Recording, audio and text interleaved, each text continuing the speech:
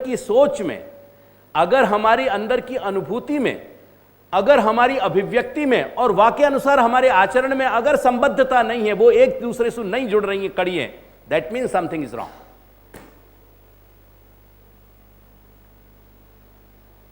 कहीं ना कहीं तकलीफ आ रही है। तो ये बिहेवियरिज्म में हमको बहुत बड़ी बात देनी कि एक स्वस्थ व्यक्ति की क्या व्याख्या है। जो सोच है, जो अनुभूति है, जो अभिव्यक्ति है और जो बाह्य व्यवहार है, वहां में संबद्धता अगर है, वो एक स्वस्थ व्यक्ति है। जाकी सोच में, जाकी अनुभूति में, जाकी अभिव्यक्ति में और जाकी व्यवहार में असंबद्धता है, कहीं ना कहीं कोई चीज डिस्पैरिटी है, कोई चीज सोच कुछ रहे हैं, अनुभूति कुछ और हो रही है, बोल कुछ और रहे हैं, व्यवहार कुछ और आचरण कर रहे हैं, that means that personality is not integral, it is not integrated, it is not whole. ના, દંભ એક મેકેનિઝમ છે એનું, આ વાત સાચી કહો છો, દંભ એક એનો મેકેનિઝમ છે। દંભ શું છે? દંભ એક જાતનો પોતાને સાથે છલાવો છે। એટલે જે આપણું ટોટલ થિંકિંગ સ્ટ્રક્ચર છે, આપણું ચિંતન, આપણી ચિંતનને અનુરૂપ આપણી જે અનુભૂતિ, એના અનુરૂપ જે આપણી અભિવ્યક્તિ અને એના અનુરૂપ જે આપણું આચરણ છે, એની કડીઓ મળવી જોઈએ। દંભ વગેરે જે બધા જે બધા ઓપરેશન્સ છે, જે બધા ફંક્શન્સ છે આપણા અંદર, એ દંભ એક જાતનું પોતાની સાથે આપણે કંઈ છલાવો જ્યારે કરતા હોઈએ, we are assuming us to be something which we are not or we are showing it off, that's दंभ। ये दंभ है। तो ये स्वस्थ और अस्वस्थ की व्याख्या बिहेवियरिस्ट स्कूल ने करी। दो बात, एक बहुत बड़ो संत आत्मा भयो वहाँ मनोवैज्ञानिक के रूप में, वो को नाम હતો कार्ल यूंग। मैं व्यक्तिगत रूप में बहुत प्रभावित हूँ कार्ल यूंग से, और प्रभावित हूँ इतना नहीं है, I mean lots of respect for him, क्योंकि युंग जो હતો वो युंग वास्तव में आध्यात्मवादी હતો। तो युंग की बात को अपन सुने। इंडिविजुएशन, अब इंडिविजुएशन जो है, इटसेल्फ वर्ड को पहले समझे। इंडिविजुएशन मीन्स हमारी स्वयं की अंतर्हित रही, अंदर रही वही प्रत्येक दृष्टि सु विकास में हमारी स्वयं की जो प्रवृत्ति है, मोटिवेशन है, वह को नाम है इंडिविजुएशन। जाकू कोई बाहर से प्रेरणा नहीं दे रहे हो, जाकू कोई बाहर से पुश नहीं दे रहे हो, एक अंदर एक ऐसी समझ, अंदर हमारी चैतन्य में, हमारी चेतना में एक समझ है कि हमको कहीं ऊपर उठना है, हमारे व्यक्तित्व को विकसित करना है। ऐसी अनस्पोकन, अनहर्ड, अनटोल्ड एक पूरी प्रवृत्ति जो अंदर चल रही है, वह को नाम है इंडिविजुएशन। जो हमको इंडिविजुएट कर रही है, हमको स्वयं को, अपने व्यक्तित्व को, अपने स्वयं के व्यक्तित्व को, या कोई एक हाईएस्ट उदाहरण बताऊं, ये यमुनोत्री और गंगोत्री पे देखो, वहां ऐसे संत हैं, साधुएं हैं कि जो एक एक वर्ष अपने जहां उनको निवास है, जो भी परिवेश में, वहां में से बाहर नहीं आवे निकल के। अब जस्ट इमेजिन करो, एक वर्ष या 2 वर्ष के पीरियड तक एकाकिता में कहीं अपने जीवन को निकालना, तुम सोचोगे तो घबराहट होगी। That is a height of maturity. So in other words, in the words of Jung, that is the highest kind of individuation. वो हाईएस्ट काइंड ऑफ इंडिविजुएशन है। हाँ हाँ, એટલે પોતાને એટલા પરિપક્વ બનાવી શક્યા છે કે એ એક બિલકુલ એકાકીતામાં એ પોતાના અસ્તિત્વના આધારે જીવી શકે છે। એમને કોઈ બીજાના આધારની જરૂરિયાત નથી, આવશ્યકતા નથી। That's the kind of individuation, because that's the true reality. हर व्यक्ति अपने आप में अपन सब कुछ, सभी अपन एकाकी हैं in that sense, every individual। So individuation is the central concept of analytical psychology। इनकी साइकोलॉजी को पारिभाषिक टर्मिनोलॉजिकल जो नाम है वो कोई एनालिटिकल साइकोलॉजी के में। Jung considered individuation the psychological process of integrating the opposites. भारतवर्ष की मान्यता है कि पूरा अस्तित्व अनंत कोटि ब्रह्मांड के रूप में और जीव चैतन्य के रूप में एक इंडिविजुअलिटी, छोटी से छोटी माइक्रो यूनिट और बड़ी से बड़ी macro unit, it is comprised of two opposites. That's India. ये भारतीय चिंतन है and that's what Jung is saying. वही बात युंग कह रहे हो। देखो, Jung considered individuation the psychological process of integrating. अब इंडिविजुएशन નું मीनिंग આવી ગયું, ખ્યાલમાં આવ્યું ને? What is the meaning of individuation? Individuation is the psychological process of integrating. अपने आप को अंदर सु हर कड़ी को स्वस्थता सु हमारे व्यक्तित्व को एक कड़ी को दूसरी कड़ी सु जोड़ देनो या को नाम इंडिविजुएशन है, psychological. Including the conscious with the सबको अनकॉन्शियस। या में ये जो इंडिविजुएशन है, या में दोनों प्रोसेस ऑपरेट कर रहे हैं, चेतन और अचेतन, while still maintaining their relative autonomy। चेतन अपनी जगह अपनी ऑटोनॉमी, अपने स्वातंत्र को इंटैक्ट रखे भये और अनकॉन्शियस अपने अंदर स्वयं की अस्तित्व को सुरक्षित रखे भये। हमारा चेतन मस्तिष्क और अचेतन मस्तिष्क दोनों ही इंडिविजुएशन में सहयोग दे रहे हैं। Where as we do not know कि अनकॉन्शियस से क्या कंट्रीब्यूशन हो रहा है, वाइल नोइंग और अवेयर ऑफ बीइंग के कॉन्शियस लेवल पे क्या चल रहा है। कॉन्शियस लेवल पे अपन अवेयर हैं, अनकॉन्शियस को अपन नहीं जान पा रहे हैं। अगर जान लेते तो अनकॉन्शियस क्यों कहते। लेकिन दोनों ही यूनिट अपने अपने रूप में, यानी भारतीय शब्दन में कहूं, अपने अंतःकरण को फंक्शन अपन नहीं जान पा रहे हैं, क्योंकि वो एपेरेंट नहीं है, अपने लिए पैल्पेबल नहीं है, वो अपन देख नहीं सकें, सुन नहीं सकें, छू नहीं सकें। पर अपने व्यक्तित्व के इंटीग्रेशन में, बाकी पूर्णता में वो सहयोग हर जगह से मिल रहा है। हमारा चित्त भी सहयोगी बन रहा है, हमारा अहम को भी कंट्रीब्यूशन है, हमारी बुद्धि को भी कंट्रीब्यूशन, हमारे मन को भी कंट्रीब्यूशन है।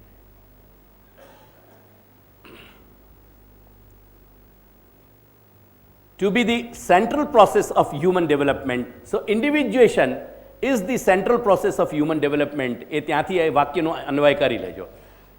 વચ્ચેના બધા શબ્દોને રાખશો તો અન્વય નહીં બેસે તમારાથી એનો। So that's the Anvay. Is the central concept of analytical psychology કે Jung considered individuation to be the central process of human development. ખ્યાલ આવી ગયો? યુંગની દૃષ્ટિએ ઇન્ડિવિજ્યુએશન એ મનુષ્યના વિકાસ માટે, એના વ્યક્તિત્વના વિકાસ માટે એક એનો એ ઇન્ડિવિજ્યુએશન એના કેન્દ્રમાં રહેલો છે। યુંગ saw the human psyche as by nature religious. I hope you are reading an Indian text and not and made this religiousness the focus of his exploration. This includes how the individual person is thought distinct from the elements of the world. मनुष्य चैतन्य और अनंत surgeon की प्रक्रिया, and also how one individual is thought to be distinct from other individuals. समष्टि और व्यष्टि, collective and singular. आखी process जे छे ए interdependent है। पूरे जगत को सारो सर्जन इंटरडिपेंडेंट है। या दृष्टि से ये ब्रह्मवाद आ रहे हो, अगर समझना हो ना मेरी भाषा में, give me, allow me time, और मैं हमें ब्रह्मवाद बताऊं। For Jung, my thesis then is as follows: in addition to our immediate consciousness, which is of thoroughly personal nature and which we believe to be the only empirical psyche. Empirical psyche, empirical means empiricism वाकू कहवे कि जा हमारी संपूर्ण इंद्रियसु हम कोई चीज को जाने, और वो जो हमको ज्ञान भयो वो को नाम है एम्पेरिकल नॉलेज। जो ज्ञान हमारी इंद्रियन पे टिक्यो भयो नहीं है, वाकु एम्पेरिसिस्ट जो हैं या एम्पेरिकल जो फिलोसोफर्स हैं वो माइनस कर दें कि हम याकू नहीं मानेंगे, क्योंकि हमारी इंद्रियन सु जाने भयो नहीं है। ख्याल है ना? वाकु तो which is of thoroughly personal nature and which we believe to be the only empirical psyche, even if we take on the personal unconscious as an appendix।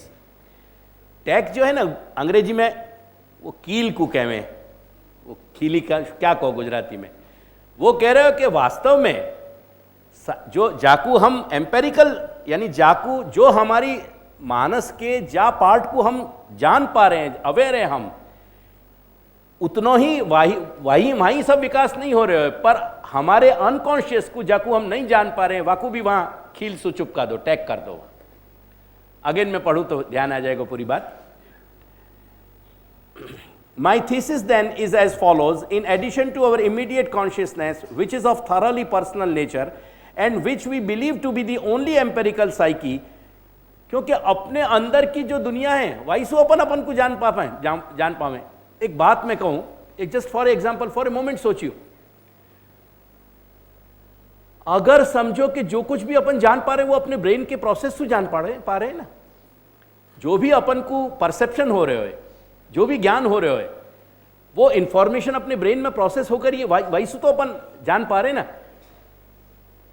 कल्पना करो कि ये एक्सटेंडेड ड्रीम हो, बाहर कुछ है ही नहीं, क्या सबूत है अपने पास?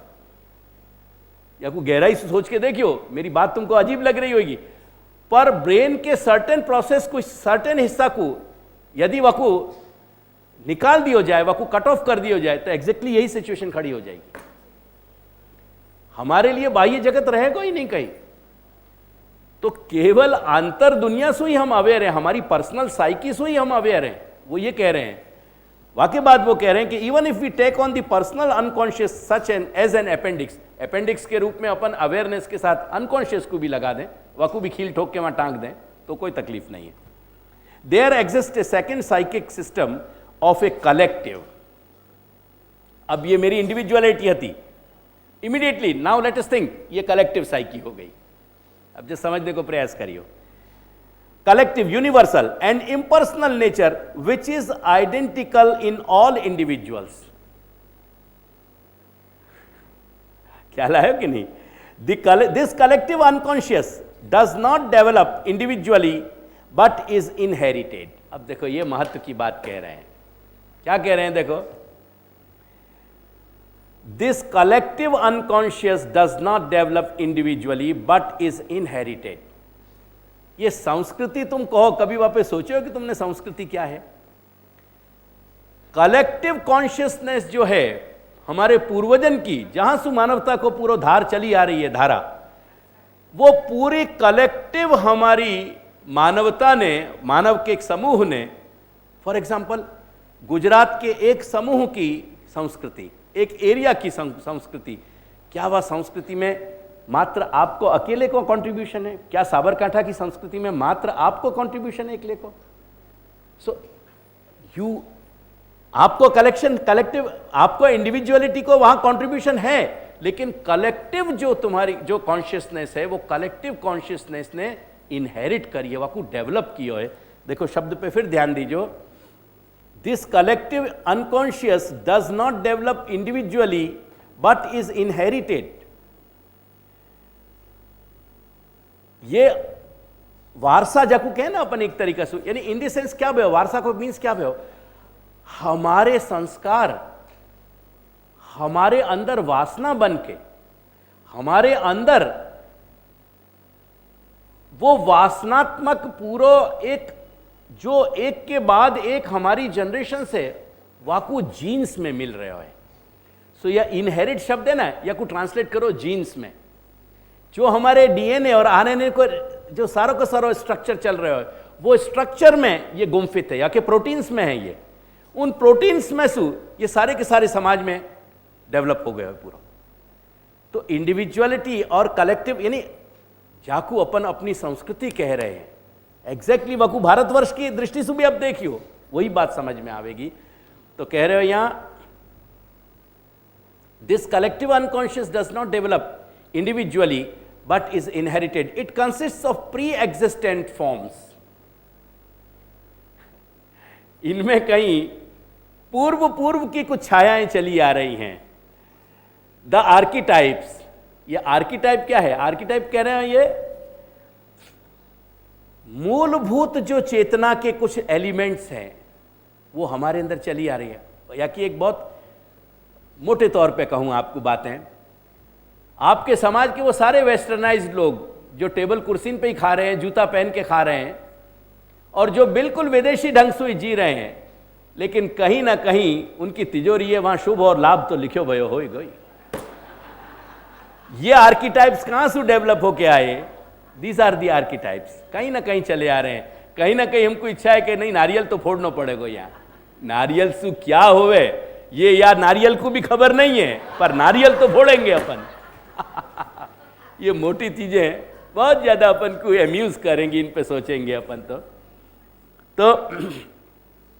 वो कह रहे हैं कि इनहेरिटेड, और ये प्री एग्जिस्टेंट फॉर्म्स हैं, they archetypes which can only become conscious secondarily and which give definite form to certain psychic contents।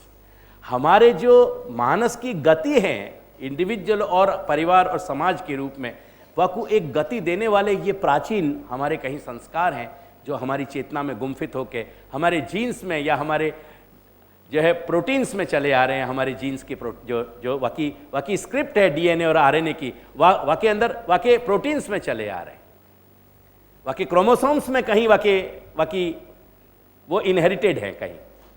इतनी डीप बात कह रहे हैं, ऊपर की बात नहीं कह रहे हैं।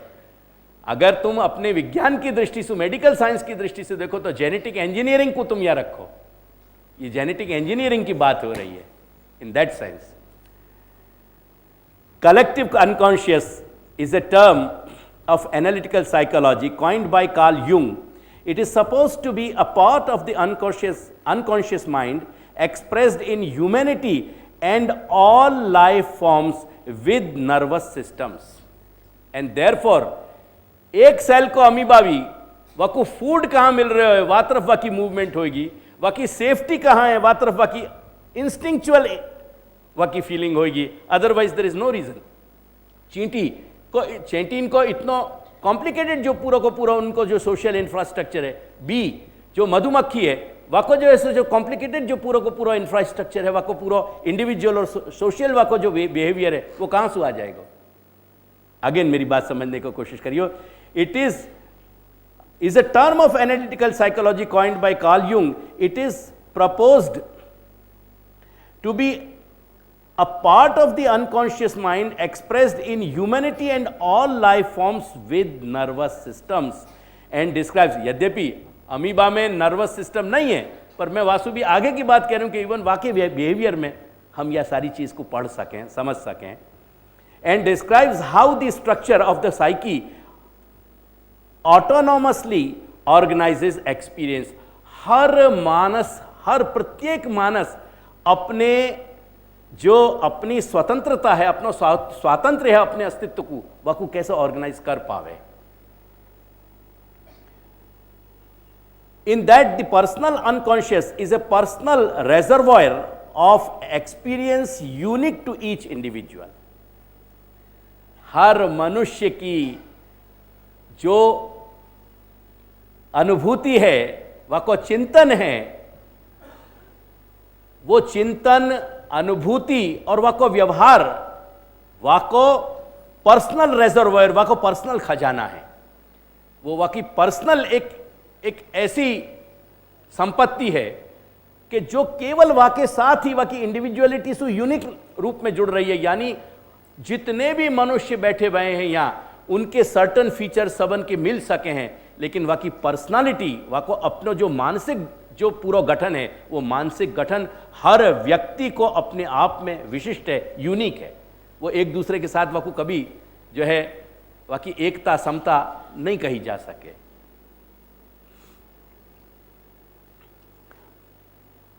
while the collective unconscious collects and organizes those personal experiences in a similar way with each member of a particular species. करके ये तुमने कभी ध्यान दिया कि तुम्हारे या कोई सोशल एंथ्रोपोलॉजिस्ट पढ़े ना तो आपके लिए बहुत आनंद की बात आ जाएगी। ये तुम्हारी जातियां एकड़ाएं कैसे डेवलप हों, यहाँ पे कभी ध्यान दिया है तुमने?